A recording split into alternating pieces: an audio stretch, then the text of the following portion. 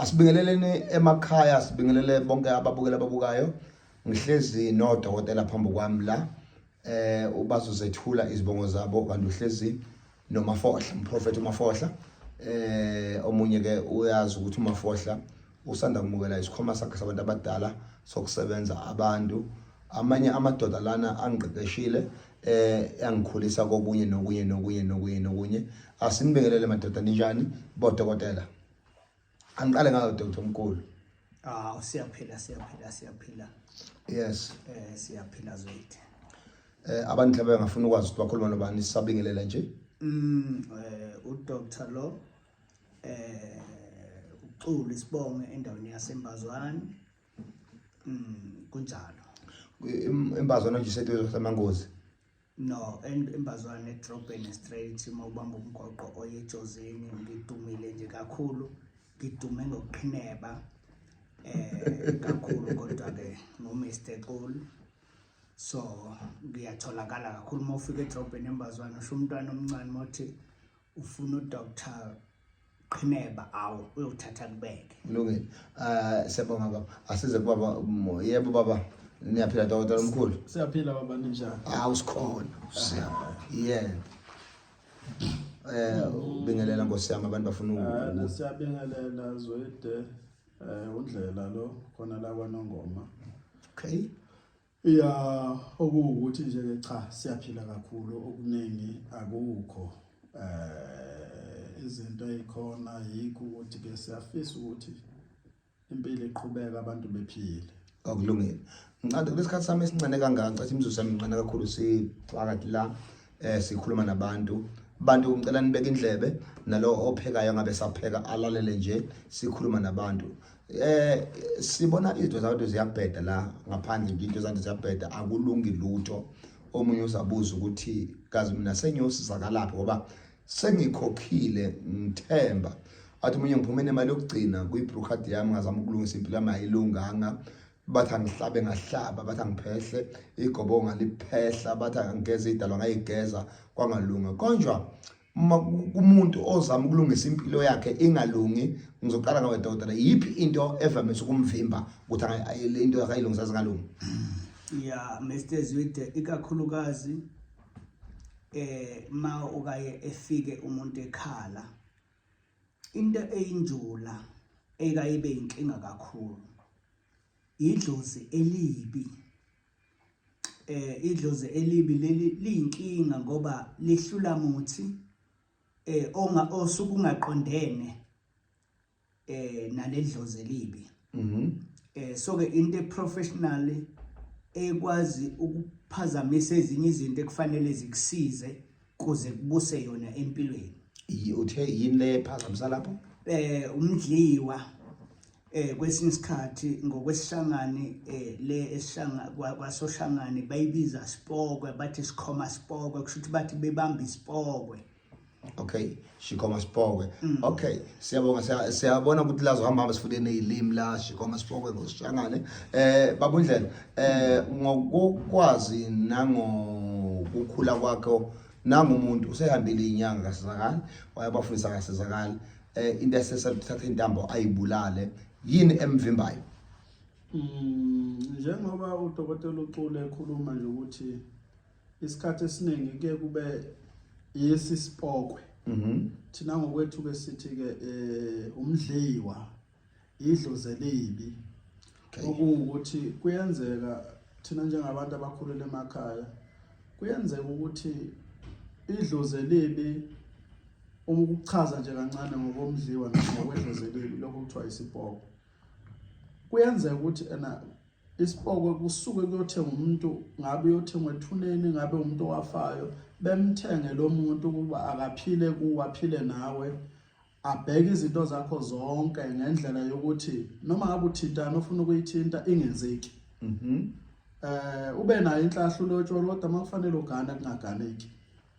Ube nayo inhlahla uthola umsebenzi makufanele ukuthi kena wakhe wenze ukuthi wenze ukuthize kungenzeki. Inkinga yileya nto abakubeka yona noma abakubelethisa yona leya nto leya kuye kubenzinyana ngoba noma ngamthola umuntu ozokwelapha awulapheki ngenxa yokuthi leya nto leya yona yatshelwa ukuthi yonke into ezoba usizo kuwe ayiphazamisi. Okay. Ihamba nge-instruction. Ihamba nge-instruction. Iyazi nje ngawe futhi yona iwuwe. Shikoma shipokwe si aligniwe sanikeza ama details about you and then sasitshela ukuthi sigade inhlahle zakuwe ungaphumeli. Okay. Ake siye ngamanqambi kancane. Sibona abantu bebakhulu bebatshazwa benamabhizinisi zeimoto amabhasi avele aphele emva kokuphela kobe seyafa. What is the cause? Yeah, kwesinye sesikhathi bakayibebuka ukuthi usukhuphukile kakhulu. Kusuke umuntu eye ethuneni elithize. Afike ecela ukuthi sicela wena wakwabani uyophula zonke imoto zakwazwide. Okay. Nangempela lento makayijikjela la ekhaya ifike iphule kwani. Usala uhlupheka ngoba iyona into eprofessional abakwazi ukubamba ulapha phezulu kade wenyukile kodwa bakwehlise ube phansi to their levels, or they want to beat you somewhere somehow. Okay. Manje ke ngifuna ukuzwa lo mbuzo nje omfishane ukuthi lento lena ingalungiseka kanjani. Ya iyakhona ukulungiseka kuyenzeka kwesinye isikhathi uthola ukuthi lento bayifaka emsamo. Kuyenzeka ukuthi bayifake direct kuwe beyitshele ngokwegama lakho. Okay. Iyakwazi ukuphuma ngokwegama kulapheke wena uyi1. Iyakwazi futhi ukuthi kulapheke ifamily. Shuthi kuncika la esekuthenini ingakephi. Yes. And then bese uyakwazi ukuyibamba. Okay.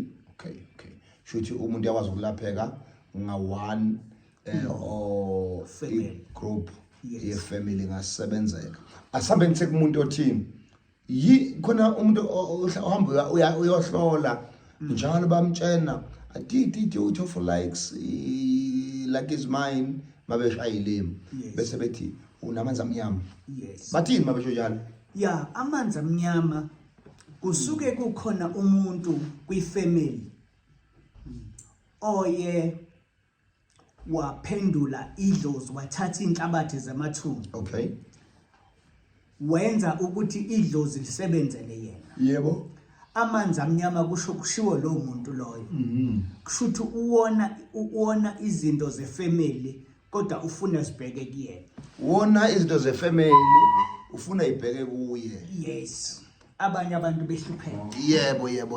Kushuthi umuntu onomona. Okay. Wona idlozi uyiphehlile lento. Okay. Kwesinye isikhathi ayicuphe uma uthi wena uphahle edlozini kube ngathi ufaka inkinga kakhulu. Yo. Kwesinye sesikhathi uthi ukhuluma nedlozi ushawe isibhoko. Okay. Amanzi amnyama la uphehlile. Okay. Nama umuntu usezwile umuntu hey nakho kuthiwa nginamanzi amnyama seyagijima uyangidlela mayifika ngidlela njoba angibamphehlela amanzi amnyama. Yes. Futhi akasena lutho akasena amandla akasena mali uyafika lapha yana uzovinjwa ukuthi uma ifika ngidlela ufuka umfuna imali angenayo like ngifika sengiphelile afika indlela athi nginikeze u80,000 or 20,000 sithini lo muntu ongasenawo amandla afike echargewe umuntu u20,000. Isimo esingesihle leso njengoba thina sinikwe ubudokotela. Kufanele sikwazi ukubambisana nabantu abaxakekile. Usuke uthi uzoyithatha le mali enkulu kodwa ngicathulise. Okay. Kuye ngokuya bana assistant ukuthi lo muntu uyamlekelela ayi1. Okay. After ekuyofika kwifamily. Yes. Iba nomqondo ukwazi ukubambisana la. Ukugcwalisa nje lapho uzwide ukuthi uma umuntu eza ngoba akuvamisile ukuthi kusuke ifamily iyobuka noma iyokuhlola noma iyobhula lokho. Yeah. Kuke kutholwe uwe nje uyihambela wedwa uthi nawe uyibhekela nje ukuthi hayi nakho izinto zami ziyaphansi noma zonakala bese ukuthola wena. Iqiniso lithi ke awukwazi ukuthi ngokubhula kwakho ubuse mina ngifuna ukucharge ngikuchargele ifamily yonke engabhulanga yona ngoba vela izokwenzeka lento. Okay. Ukuze kube yikho mina angisize wena ukuthi wena phuma enkingeni ukuze uzokwazi ukutshela ifamily ukuthi no ifamily yami kukhona inkinga engiyitholile ngase ngiyasizakala ngisizakale kanje ngingakwazi ukunilekela ukuthi nani sizakalani kule inkinga ngithi ke usungayicharge ke lo mali umuntu omcharge yona kodwa hayi ukuthi uvela usuke nje uthatha umuntu umtshela ukuthi umuntu ezofuna ukumtshela ukuthi akakulungisela u80,000 ayi akusiyimali ongayifuna kumuntu lo ephile ekhaya uthi akayithathe ngoba vele usenkingeni ukuze kodwa sizakala umuntu mneke ukuthi mneke ithemba khanda ithemba kuwe menzele ukuthi azokwazi ukubona ukuthi kahle kahle angakwazi ukuqhubeka phile futhi angakwazi ukusiza umndeni wakhe yena nanokuthi akukapheli ngaye. Oh, okay. Yeah. Siyabonga. Asithi ngamakhathi ngoba ngibona isikhathi sami ukuthi sithanda ukunyamalala lapha na sithi sizophinde sibuye okwamanje nje mangibuya manje sizobe sesithatha ama details abo ukuthi odokotela batholakala kuphi bona ekusebenzeni kwabo. Kusho ukuthi la manzi amnyama aphehliwe niyakwazi ukwelapha. Awu kakhulu. Okay. Kakhulu. Asibonga kakhulu siyazi ukuthi sizothola ama direction manje ukuthi nitholakala kuphi nakuphi. Ngakhohlwa ukuthi uhlezi nomprofeti uMafohla ku Prophet Mafohla TV. Uhlezi nami lapha yana ke ungahamba uyongilandela ku YouTube Prophet Mafohla ku YouTube, uye ku TikTok Prophet Mafohla, uye ku Facebook Healing Hour with King Prophet. So Ndwandwe nazi inamba zami uyayibona lapho bazozishiya inamba zabo nazo uzoyibona ku screen khona manje lapha mase bekhuluma besho uKamafohla uyanithanda. Inhloso yami enkulu kubona abantu besizakala ngokweqiniso. Angifune ukuthi ke wena umuntu oya kumuntu ongumthandazi noma oyinyanga akubiza imali enkulu bese ucabanga ngendlela asizazi indlela asebenza ngayo. Mhlambe umuntu wakhe uthake ezingeni laleyo mali asibajaji labo bantu ngoba kuya ngensebenzo yakhe. Njengoba mina ngihlola abantu mangibasiza bafika ekhaya bezohlolela ngo300 rand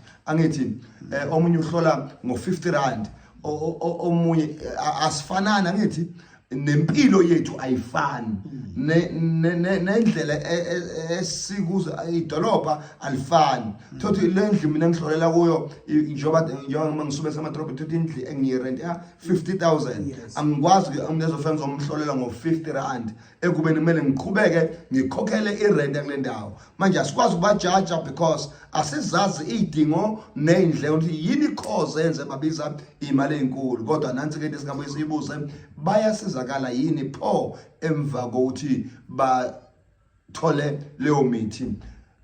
Siyaba blame money, we blame them. Abantu afuna umuntu azokusiza awunasizakala sithi abawazi umuthi noma they are fake prophet or they are fake izinyanga noma fake imthandazi.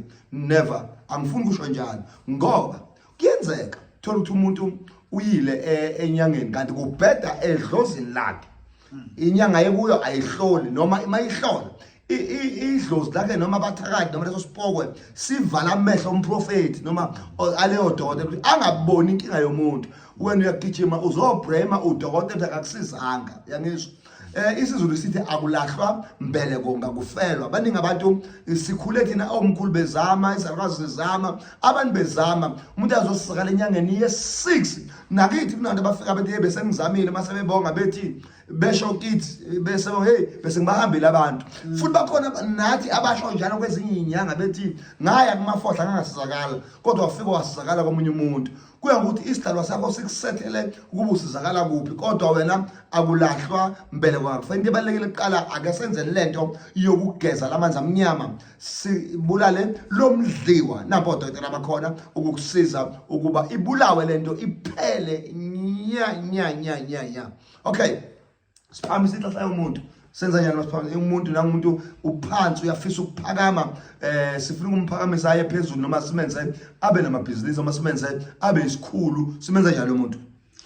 Yes, Mr. Zwide, kukhona lapho nje i-foundation lento ifana nokuthi uma akade ulele endlini yakho ulala ugezile kodwa uma uvuka ekseni kufanele ucabange ukuye ebhavini so andukube sikuthathe sikubeke ezitulweni kufanele kuqala sikufake ebhavini Nkosi yami lokukuthintitha noma sikwembule inkinga oqhamuka ikubambile emva kalokho sikunike ukhamba oluhle esilubiza ukuthi amanzi amhlophe siyakuhlambulula sikuhlambululele ukukuyisa lapha ya ohlangene oluhle lwenhlanhla mhlambe ufisa ukuqashwa noba ufuna ukunyuka nje emabhizinisi mana ke igobomo noma lelo khamba lokuthatha isikhathi singana umuntu alidlayo esalungiselela ukuya einhlangeni zenhlahla uyalithinta nje kwesinye sesikhathi u7 days esinye isikhathi siyalwenza ngosuku oluyi1 okay lunendlela ezibaka iningi kuba ukuthi isikhathi sethu nalo muntu singakanani usuka kephi kanjalo nanokuthi masibheka into zakhe ngoba siyahlola into kakhulu siyechecker ukuthi into zalomuntu kufanele siziqondise ngalophu uhlobo. Ikhehla elangifundisa umuthi lithi ayikho le ndaba ukuthi umuntu uma efika ezolanda umuntu athi ngizilanda umuntu wenhlahla bese uyamnika kuthengisa inko ithi leli khehla before uqale insebenzo yakhe leze ngayo hamba uyomgeza qala umthintithe uvala amanzi amnyama kuyimpoko noma saprophethanga umuntu mayefika nje uyamgeza lokho sesikuba nezinye inyanga ke ezikhona ezibukane lalela uma umuntu efika hamba umgeza ususa intulu ususa inkinga bese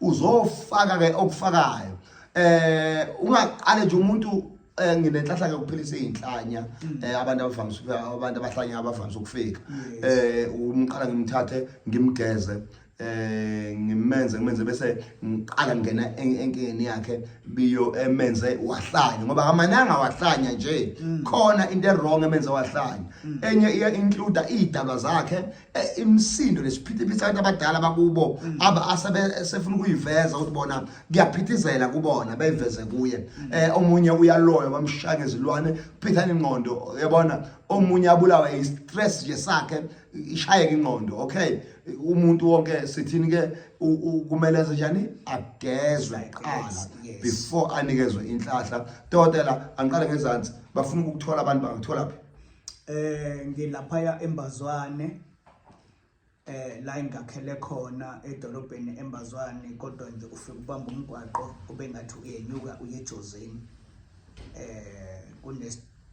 kunamabhodi lapha kubhalwe iZulu College noma Mdobi Bush Camp kodwa okufanele uqiniseke ukuthi noba ubuza uthi ubuza umfoko aqhilebe kushuthi igama lami lelo isibongo sami ngoXulu engisho ukuthi ke ngitholakala nje eMbazwane kodwa nje mawufika nje eMbazwane ngidumile kakhudlwanyana nje lapha ezweni laseMbazwane. Okay ngihlale ngificane indawo nye noNdlela.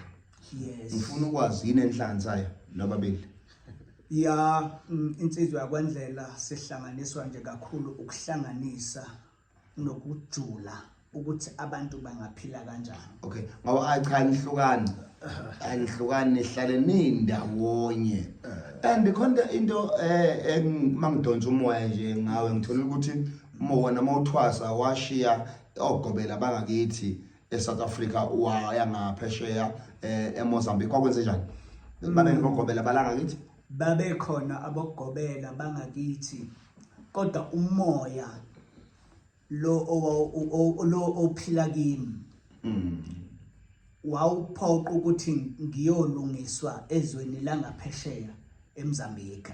Ngama yamazwi abantu abaya eMozambique bashiya iMozambique eSouth Africa baye eMozambique ngoba kunomuntu ohambile wolanda umsebenzi eMozambique wabuya nawo wazowufaka eSouth Africa wabiza uNdlela wasondela kuyena ukuba bakhulume ngalomsebenzi oyisimozambique phakathi kusho ukuthi abantu singathi ukuthi mazikhona indlela zokustop indlela yokuhamba nize nibini ezinto ezibhedayo zokufaka abantu nezithwalo nanani nokunye akebeke kanje lanto ke benake abantu bakubo ngoba ayikho idolobha elingenayo inyanga yakhona noma umprofeti wakhona noma umthandazo wakhona noma uyisangomane sakhona esinamandla akalenzeki iphutha kusho ukuthi manje sithi abantu baseMozambique abajwayeza ukwela imncele abazi ukuthi ukhona umuntu ohambile wayothwasa wafunda wabuya esengumsebenzi wabantu ngenhlanhla kakhulu nje Zwide kushuthi lesidalwa esimphethe sasivele singesakhona ngale nabangani bami nginabangani kushuthi siyaqhubeka nje isikole sangale eMozambique nginabangani abaningi ebevele bewele kimi nabo bafisa ukuncela ulwazi lwase-South Africa nami bengicilise lwaseMozambique okukuthi nje sekunobuqidlanyana obukhudlwanyana engikuphethe nje mawufika ufike usizakale ngendlela nje yokubambisana okukhulu kakhulu manje ndoda nakho ngidida usho ukuthini uma uthi uqidlanyana uthini balaleni uqini ubuhlakani futhi phecelezi senginobuhlakani obuningi ubuqili bokubamba inkinga kumuntu mangabe hayi ubuqili bokurobha kodwa ubuqili bokulungisa inkinga asivele sibapha abantu inamba yakhe ithini inamba yami ithi 079 37 61 479 Yes. baba uNdlela ngitholakala la kwaNongoma yes endaweni yaMasincengile inamba yami itholakala ku 071 474 15 90 uyahlola lapha ekhaya kunjalo ba uyahlola lapha ekhaya uyahlola uyelapha ekhaya kunjalo ba ake ngithi ke wena umuntu onenkinga lapha ekhaya mhlawumbe olahlekela isithando sakho usayisibuza isithando somuntu wena umuntu oqoshwe emsebenzini singambuyisela emsebenzini kunjalo asithi ke abantu mabaphuthume nabo dokotela bakhona uvala nini hayi sivula nje ekseni ngabo 7 suke sekusile dependa kodwa ukuthi siyawuhlonipha kakhulu umsebenzi dependa umuntu ukuthi ufike ngasikhatsini asinaso lesikhathi ukuthi sikubuke uze inhliziyo yakhe iphatheke kabi siyakunakekela njengomuntu osuke ukhathazekile nje ngoba badinga ukunaka abantu yes badinga ukunaka abantu akuhle lokho kokuthi udokotela alale ezephume ngo10 ngo11 kodwa umsizi wabantu kufona abantu abahlonipha udokotela abasize uthini akukuhle kudokotela aza aphume ngo11 aye ebantweni lokho umuntu efike ekseni ngo4 eyobamba idrive udokotela ubusy udla KFC ubusy dokotela ubuka iTV ethi abantu abadala bakavumi iyo no umuntu othunyiwe idlozi uyakhathazeka ngomuntu kufuna ukhathazeke ube nesineke futhi somuntu osuke sefikile kuwe so ke kubaleke kakhulu lokho okokuthi hayi ngesikhathi esithize siyavala ngabo 5 kudepend ukuthi busy ithini mfokazi wethu kulungile ke asibonge kakhulu asithi ke uNkulunkulu omkhulu uNkulunkulu omuhle kanye nendlela kuJesu Kristu umoya ngcwele anikeze ubuthongo obuhle noma imini enhle asikwazi ukuthi ukuphi noma kwakho kuyasa noma kuyavuka kodwa sinje akube usuku oluhle ubusuku obuhle isikhathi esihle weekend enhle ngoba sikwazi ukuthi ubuka le video ukuphi wena siyanthanda phesha kwezilwandle siyanthanda ephina kuphi la nikhona koGhana all over the world siyanthanda qhubekani ke ni follow page kaMafohla ku Facebook Healing Hour with King Prophet saziswa Emmanuel Ndwande nizobona ngama live ukuthi elami ningifollow ku TikTok Prophet MAFOHLA, ungifollow ku YouTube Prophet MAFOHLA. Ngiyanithanda papa yini asivalelise. Hallelujah. So inyanga zami zithi hallelujah yakholwa kanti. Siyakholwa Ngiyamthanda nami Jesu. egameni. Siyathandaza kakhulu. Ngiyaqala ukuzwa umuntu ethi uJesu inkosi esebenza abantu. Asiqhubeke sobe sibuye ngelanga sizobuya sibuye noNkulunkulu nemithi yakhe. Ujoyinana kanjani uNkulunkulu nemithi ngoba phela mabeshumayela bathi asiphethe lutho siza noJesu kuphela. Bese ngiyaxaka ukuthi uJesu yena mayithuma abafundi bakhe chapter 6 verse 13 kuMark wabathuma kodwa babegcoba bathi ngamafutha babaphulukisa. Asazi what kind of that oil kwayini imfihlo kwakuyimapha amandla amafutha. uMose kuthiwa yena akaphatha induku la ephethe isandla yogilima ngayibeke phansi yayijika izoba inyoka. Although amasibona bephethe inyoka siyabakhesta amademoni kodwa uMose eyakhe yajika bangayibalekela kwavela inyoka egameni likaNkulunkulu. Asazi kwagulu Hezekiya wasindiswa umkhiwane wafakwa esilondeni sakhe. Asazi esikhathini sika Jesu kwaba khona udokotela inyanga uLuka was not a medical doctor, why traditionally healer uDr Luka azizinto zesintu ejule kakhulu. Namhla sekuIsrael wagqunyiswa zinyanga zimlungiselela ukuthi isidumbu sakhe singaboli ngoba zazazi ikhambi lokuthi umzimba womuntu ungaboli. So besikhulumeke leyo yempande noNkulunkulu singakhohle ukuthi zivela kuyimpande uyena wakudalayo ngenhloso yokuphilisa abantu. Wayengekho udokotela engqondweni kaNkulunkulu, ayengekho amakhemisi engqondweni kaNkulunkulu kodwa uNkulunkulu wayesethe ukuthi abantu bayophila ngempande. Eden chapter 2 sibona ukuthi uNkulunkulu laphana wayitshala yonke imithi kodwa umuthi wawukhona laphana wawumuthi wokuhlakanipha wawukhona umuthi wokwazi ukuhle nokuba kwakhona umuthi wobuclever ukuthi mawuke wawuthebenzisa uzovuleka amehlo uhlakaniphe ivento zise wazi ukuthi bese khona umuthi wokuphila kuba kwawudla lo muthi uyaphila. Manje ke sizoyibona namhlanje uxatshe umuntu noNkulunkulu kwakwenziwa sho ukuthi kuyobe kwingilosi eyogada umuthi ngoba umuthi ozomenza ukuthi aphinde aqhubeke aphile futhi. Zikhona inyanga sizinakile nazo ziyamphika uNkulunkulu. I don't know why. uNkulunkulu anibusisa. So uzobuya nayo next time sixoxe indaba yethu. Mthandiwe, bye.